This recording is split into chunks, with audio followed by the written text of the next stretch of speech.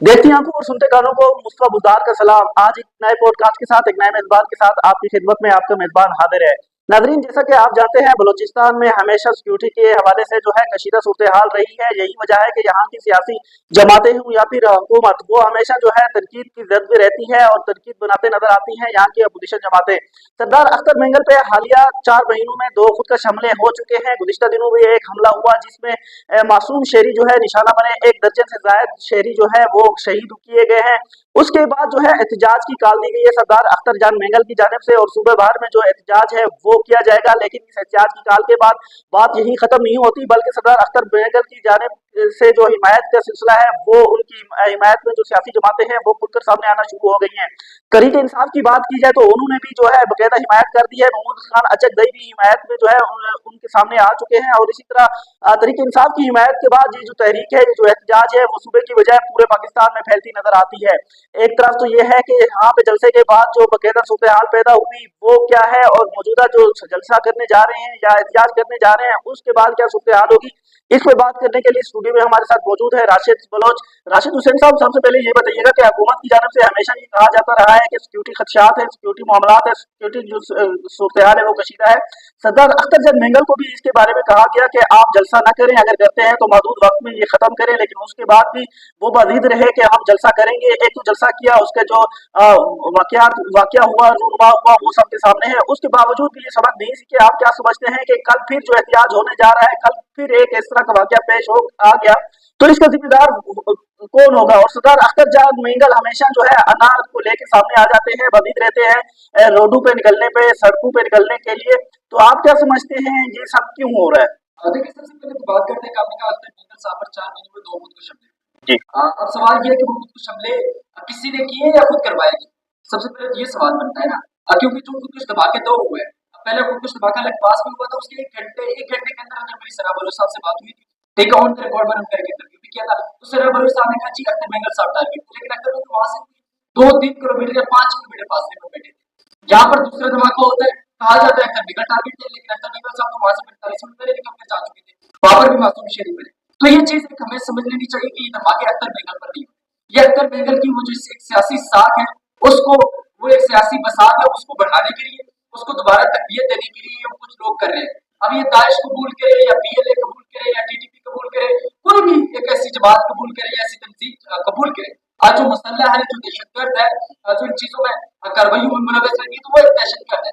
और दूसरी बात ये कि अख्तर मेंगल की ही चर्चों पर निशाना क्यों कराया जाता है? यहाँ पर मौलाना फजल ने भी जलसे किए, यहाँ पर पीपल पार्टी भी करती है, यहाँ पर मुस्लिम लीग नून भी करती है, यहाँ पर दीगर जो डॉक्टर मालिक साहब है उन्होंने भी किया। तो सिर्फ अख्तर मेंगल निशाने पे क्यों है? इसके अलावा अगर हम एक बड़ी बात करें तो मारन ने भी यहाँ पर किया। मारन के जलसों में तो ये चीजें नहीं हुई, ना ही कोई खुदकुश धमाका हुआ, ना कोई इस तरह की चीज हुई। तो सिर्फ अख्तर मेंगल को टारगेट क्यों किया जा रहा है? तो इसका मतलब है अगर बाकी सियासी जमातों को टारगेट नहीं किया जा रहा, ना मारन को टारगेट किया जाता है, अगर ये इनका एक दावा है कि जी हम पर ये धमाके स्टेट करवाते, तो स्टेट सबसे ज्यादा मारन के खिलाफ, तो मारन के ऊपर क्यों स्टेट नहीं करवाते? वहां पर तो करवाना भी आसान है, वहां पर सिक्योरिटी भी स्टेट नहीं रहती, वहां पर तो सब कुछ करना आसान है, लेकिन उनके जलसों में कोई धमाका नहीं होता। डॉक्टर मालिक साहब पर कोई धमाका नहीं होता, ठीक है, महमूद खान अचकसी पर कोई धमाका नहीं होता, मौलाना फजल रहमान पर कोई धमाका नहीं होता। ये धमाके सिर्फ अख्तर मेंगल के क्यों? ये सबसे बड़ा सवाल है। तो ये धमाके अख्तर मेंगल साहब के गिर्द इसलिए घूम रहे हैं कि अख्तर मेंगल ने जो अपनी एक सियासी वो जो साथ हो चुके थे, उसको दोबारा बहाल करने के लिए बॉडी हरकतें कर रहे हैं। और ये हरकतें उन्होंने तब से शुरू की है जब इनको पीडीएम के बाद ये जो नई हुकूमत बनी है 8 फरवरी को, उसके बाद पहले वो हुकूमत का हिस्सा ही बने, उनको हुकूमत का हिस्सा बनाया नहीं। वो कहते हैं जी मुझे ऑफर की गई थी, लेकिन उनको ऑफर किसी ने की नहीं की।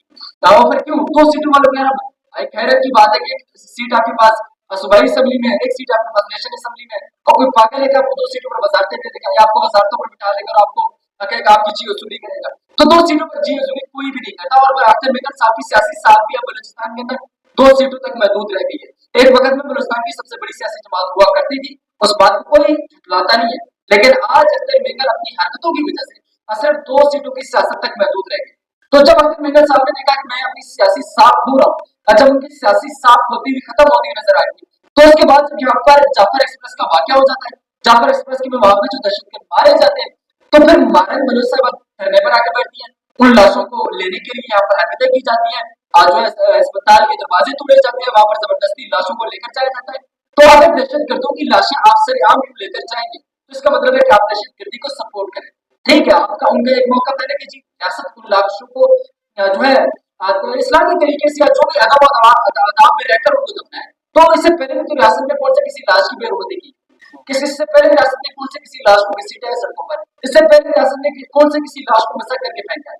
तो रियासत जो है अगर वो दहशतगर्द मारे भी गए तो रियासत का सबसे पहला हाथ ऊपर रियासत का है कि रियासत उनको आइडेंटिफाई करेगी कि बंदे हैं कौन, किसके थे, किस लिए काम कर रहे थे।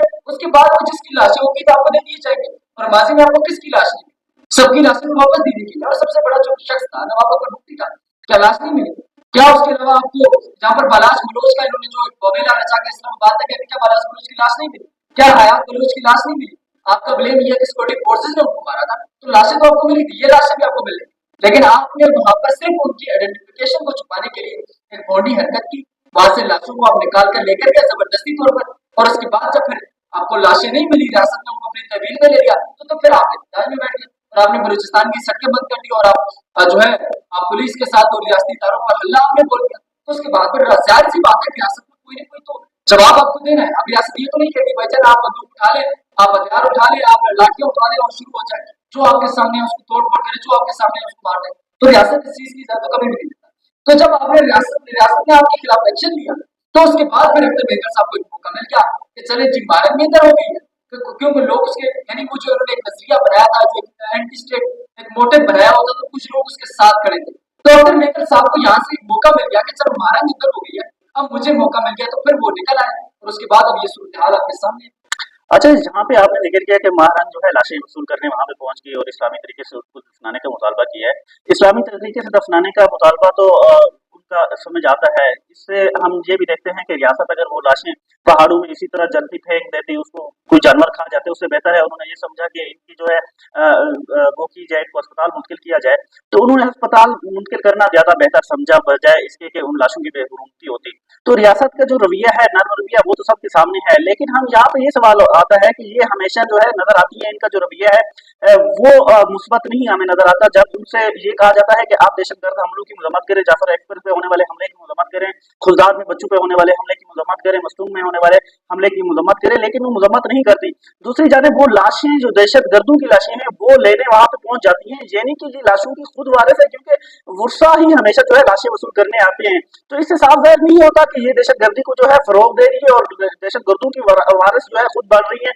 तो क्या अब जो इनको हिरासत में लिया गया है दहशतगर्दी के खिलाफ, जो इनकी एक्टिविटीज जो सामने आती हैं, तो इदारे जो है बकायदा तहकीकात पे लगे हुए हैं और इनकी तरफ से ये प्रोपेगेंडा किया जाता है कि ये इदारे जो है गलत तहवील में लिए हुए हैं।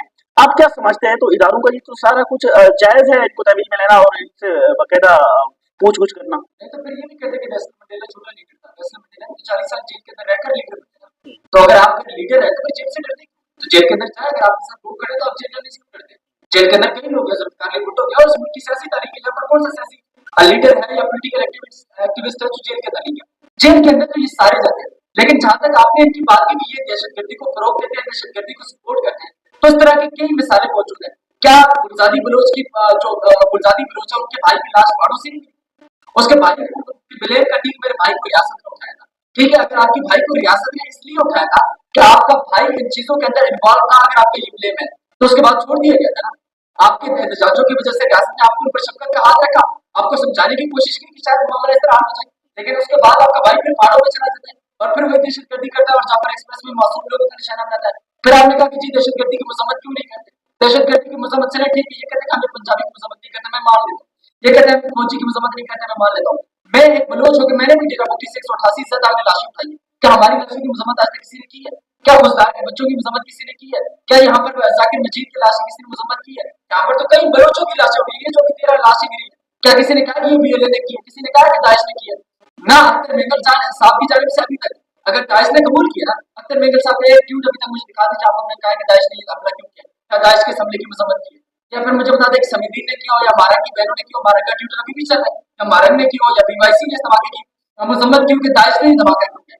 आप जब धमाका हो जाता है किसी बलोच पर या किसी बलोच सियासी जमात पर, तो फिर तब भी उसका मलबा रियासत में, आपका बंदा दहशतगर्दी में निकले तब भी मलबा रियासत में, तो ये बात तो फिर समझ नहीं आती।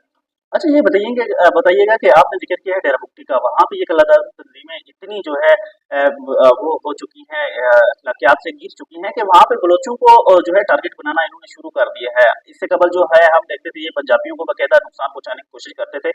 अब तो इन्होंने एक भत्ता जो है वसूली की जो मुहिम है वो शुरू कर दी है। हालिया दिनों में एक जिरगा बाकायदा बुलाया गया है, वहाँ पे सफायत रीश हूँ, कबैली रहनुमा हूँ, कबैली वडेरे हूँ, जितने भी लोग थे मोअज़्ज़िज़ीन इलाका थे वो वगैरह है, उन्होंने इनका बैकाट किया है कि हम लोग ये भत्ता कभी नहीं दे सकते।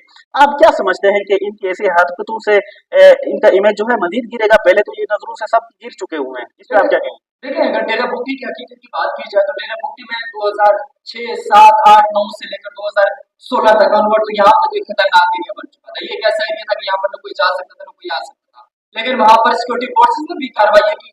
लेकिन उसके साथ-साथ जो वहाँ के मकामी लोग थे और आपने जो सरागे को देखा है कि वहाँ के मकामी लोग ने अमन फोर्स बनाई और उसके खिलाफ लड़ते रहे और उस दहशतगर्दी को एक शिकस्त दी। अब जब उस दहशतगर्दी को शिकस्त हुई और उससे पहले अब ये जो आपने भत्ते की बात की, अब ये भत्ता शादी में भी लिया जाता है। अगर आपने शादी की है तो तभी आपने 7,000 देने हैं। आपने एक बोरिंग किया तो तब आपने उसके 10,000 देने हैं। आपने अगर साल की फसल उठाई है तो आपने उसमें से हिस्सा देना है। सरदार का अगर आपने कोई भी ऐसी चीज है जो आपके मुनाफे की है, आपको शादी के पैसे, आपको पैसे आए, आपने सारी चीजों पर टैक्स लगा दिया, तो फिर ये कैसे बलूचिस्तान की या बलूचिस्तान के लोगों के बारे है कि जहाँ आपको शादी के भी पैसे देने पड़े, जहाँ आपको अपनी बोरिंग के भी पैसे देने पड़े, जहाँ पर आप जो रोजी रोटी कमाते हैं उसका भी आपको भत्ता देना पड़े, तो ये फिर बलूचिस्तान के लोगों के या वहाँ के डेरा मुफ्ती के लोगों के बारिश तो नहीं है, तो फिर खुले खुले दुश्मन है। अगर अब मैं इमेजिन करिए, अगर एक बच्चा है जिसने 6-7 हजार रुपए लगा कर, क्योंकि तुम्हारे इलाके में 6-7 हजार में भी लोग शादी कर लेते हैं, एक बंदे ने 6-7 हजार रुपए बड़ी मुश्किल से जोड़कर शादी की है और अब उसकी शादी के बाद उसको 10,000 रुपए बता देना पड़े, तो वो क्या करे? उसके पास कोई रास्ता तो नहीं है। तो मेरे ख्याल में वो जो कबायली जिरका हुआ उन्होंने जो फैसला किया है, उस फैसले का खैर मकदम भी करना चाहिए और स्टेट को भी एक स्टांस लेना चाहिए, सख्त लहजा इख्तियार कर लेना चाहिए ऐसे लोगों के खिलाफ जो मजलूम को निशाना बनाते हैं, जो मासूम लोगों को निशाना बनाते हैं। इनका काम सिर्फ बदनाखोरी है, इनको पैसा मिले, भारत पैसा दे रहे हैं, वो इस तरह की हरकतें करें। इनको अगर यहाँ से भी आज पैसा मिलने लग जाए, इनको आज भी यहाँ से ऊपर कर दी जाए कि आपको वजारत आला की सीटें मिल जाएगी, इनको आज कहा जाए कि आपको यहाँ पर खुले खुला पैसा मिल जाएंगे, तो ये कल वापस आ जाएंगे सारे यहाँ पर। शुक्रिया राशिद बलोच साहब, आपने जो है खुल के बातें की और फितनतुल हिंदुस्तान के बारे में या कलादम तंजीमों के बारे में आपने जो है बेनकाब इनको करने का सिलसिला जो है वो जारी रखा है और आज खुल के जो है एक राज जो है वो फाश किया है इनका कि वो किस तरह जो है बलोचों को नुकसान पहुंचाते हैं और किस तरह बलोचों के ये लोग मुखलिस हैं, किस हद तक ये खुद को मुखलिस समझते हैं और हकायक क्या है, ये भत्ताखोरी में किस तरह होते रहे हैं। हकीकत ये है कि ये अगर खुद को बलोचों का या बलोचिस्तान का मुखलिस समझते तो ये कभी भी मकामी लोगों को हरगिज तंग नहीं करते। इनका मकसद डॉलर का असूल और पैसों का असूल है, जिसकी वजह से ये लोगों को न सिर्फ नुकसान पहुंचाते हैं बल्कि दहशतगर्दी फैलाते हैं। इसी तरह सरदार अख्तर मेंगल के जलसे के बारे में भी आपने खुल के बातें की हैं कि दूसरी सियासी जो तंजीमें हैं वो तो खुल के जलसे कर रही हैं। अगर रियासत पे ये इल्ज़ाम लगाया जाता है कि रियासत को इस तरह कर रही है तो रियासत मारंग बलोच जो जलसे करती है वहाँ पे क्यों नहीं उसमें मैं ये इस बात को ऐड कर दूं, भारत बलोच दहशतगर्दों की हिमायत करें। ठीक है, मैं ये कभी भी नहीं कहता कि सारे मिसिंग पर्सन जो है वो दहशतगर्द है। मिसिंग पर्सन होते हैं, मिसिंग पर्सन अफ्रीका के अंदर भी है, मिसिंग पर्सन अफ्रीका के अंदर भी है। दुनिया का कोई ऐसा खित्ता है ही नहीं जहाँ मिसिंग पर्सन के केसेस ना हो। मिसिंग पर्सन के केसेस हैं, लेकिन क्या दुनिया के अंदर जो मिसिंग पर्सन के केसेस है वो बाद में दहशतगर्दी में सामने आते हैं? नहीं आते। ये बाहर वो खित्ता है जहाँ जो मिसिंग पर्सन होता है बाद में उसकी लाश पहाड़ों से मिलती है या पीएलए के किसी कैंप से मिलती है या फिर इनकी तस्वीरें जो है अल्लाह नजर और दीगर लोगों के साथ मिलती है, तो ये दहशतगर्दी की खुल्लम खुल्ला हिमायत करें। अगर रियासत ने उन दहशतगर्दों के ऊपर भी आज तक शफकत का हाथ रखा है, उनके जलसों पर आज तक कोई इस तरह की मस्जिद नहीं हुई, कोई धमाका नहीं हुआ, तो फिर अख्तर में कर जी बिल्कुल ऐसा ही है राशिद बलोच साहब, आपने बिल्कुल सही पॉइंट पे जो है डिस्कशन अपनी वो इंतजाम की है। नाज़रीन इनका कहना है कि हमेशा जो है रियासत का जो रवैया है वो नर्म रहा है। यही वजह है कि आज भी मारंग बलोच के लिए जो जलसा दिया जा रहा है वो एक ऐसे एरिया में दिया जा रहा है जहाँ पे चिड़िया को पर मारने की भी इजाज़त नहीं है। लेकिन आज ये अपने लापता अफराद की जो इनके मुताबिक ये लापता हैं उनकी जो तस्वीरें हैं वो उठा के वहाँ पे एहतजाज कर रही हैं और ये जो नर्म रवैया है रियासत का वो पूरी दुनिया देख रही है। इसी तरह सरदार अख्तर मेंगल को इन्होंने एक मशवरा दिया है कि आपके सामने है बलूचिस्तान के हालात, इसको मद्देनजर रखते हुए आप बजाय सड़कों पे निकलने के, आप बजाय एहतजाज करने के, आप घरों में मौजूद रहें और आपके खिलाफ जो कार्रवाइयाँ की गई हैं या हमले किए गए हैं, आप सबसे पहले तो उसकी मजम्मत कर लें ताकि जो मासूम शहरी जो कारकुन आपके ही जमात के शहीद हुए हैं उनके लवाहिकीन जो है इसको उनको जो है सब्र मिल सके, कुछ हद तक जो उनकी हौसला अफजाई है वो हो सके। नाज़रीन अगले प्रोग्राम के साथ जल्द आपकी खिदमत में हाजिर होऊंगा, तब तक दीजिए अपने मेज़बान गुलाम मुस्तफा गुलजार और अपने मेहमान राशिद हुसैन बलोच को इजाज़त। अल्लाह हाफिज़।